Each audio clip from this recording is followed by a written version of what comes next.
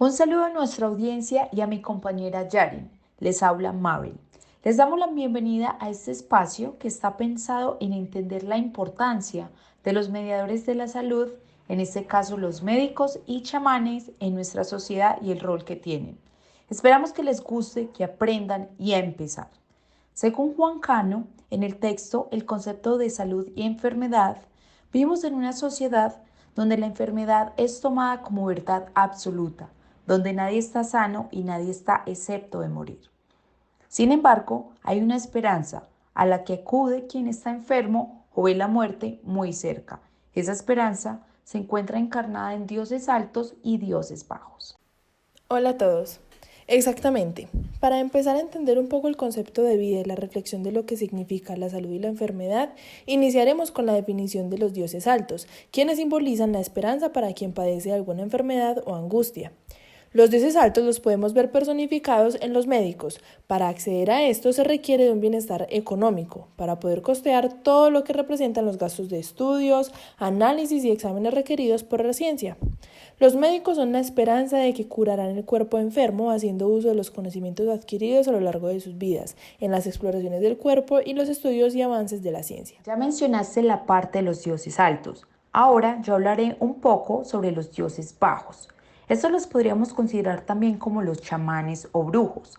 A estas personas normalmente se puede recurrir fácilmente porque no se necesita poseer de muchos recursos.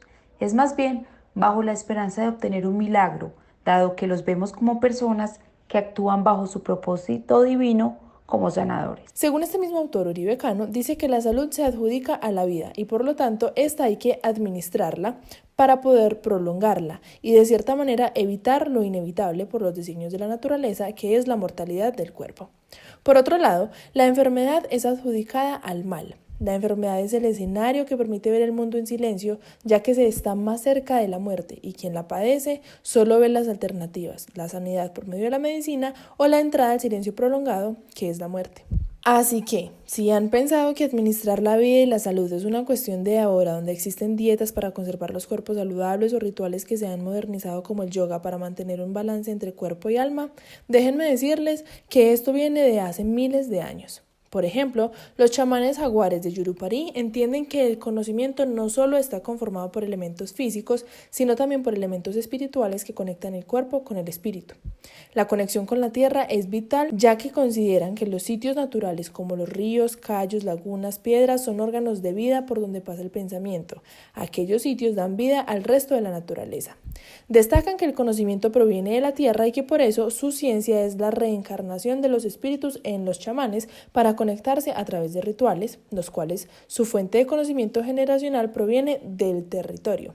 Aquel conocimiento es un sistema integrado que se encuentra en la naturaleza, siendo las personas dependientes de la selva y la selva dependiente del ser humano para su conservación, ya que somos los responsables de administrar la tierra. Ahora vamos a tomar dos perspectivas basándonos en los médicos, tomando como ejemplo el texto La medicalización de la medicina por el doctor Baltasar Aguilar. Sabemos que el papel de los médicos es diagnosticar e intentar curar enfermedades en el cuerpo, pero pensemos un poco, nosotros realmente cada vez que vamos al médico lo hacemos porque de verdad estamos enfermos. Veámoslo de esta forma. Cuando termino con mi pareja o tuve en desacuerdo con un amigo, yo me empiezo a sentir indispuesto y como solución recurro al médico, esperando que él encuentre una solución. Él, desde su labor, intenta escuchar la voz de la ciencia acerca de lo que yo le transmito, pero esa ciencia que él sabe jamás se ha dedicado a estudiar esos problemas de salud, es decir, mis problemas. Entonces, en este caso, podríamos preguntarnos si ellos deberían recurrir mejor a un chamán. El poder de los chamanes en la sociedad y ellos como mediadores de la salud está en que el chamán no solo va a curar el cuerpo, este se enfoca más en el conocimiento del alma y en conectarse a la naturaleza más profunda del individuo. El chamán durante toda su vida está en una constante búsqueda del conocimiento y realiza viajes más allá del espacio y del tiempo para encontrar la respuesta a la cura de las enfermedades, respuesta dada por los espíritus ancestros. El poder del chamán no es algo adquirido en las últimas décadas o en la onda de todo natural y la conexión entre el alma y el cuerpo, no. La figura del poder que se le ha otorgado a los chamanes viene a raíz del conocimiento ancestral, del aislamiento para descubrir lo que hablan los espíritus y la integridad de su ser que permite esa comunicación con la naturaleza.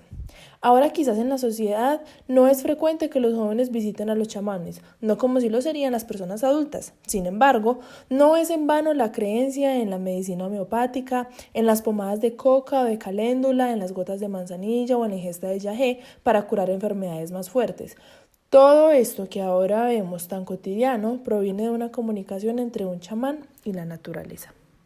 Ahora la otra perspectiva es de entender que el rol del médico ha sido fundamental porque ha estado desde nuestro nacimiento y todas las etapas de nuestras vidas. Con esto entendemos que sin ellos muy probablemente la mitad de la sociedad no existiría, porque a través de sus experimentos, inventos, pudieron intervenir en la curación de muchas enfermedades que hoy en día vemos.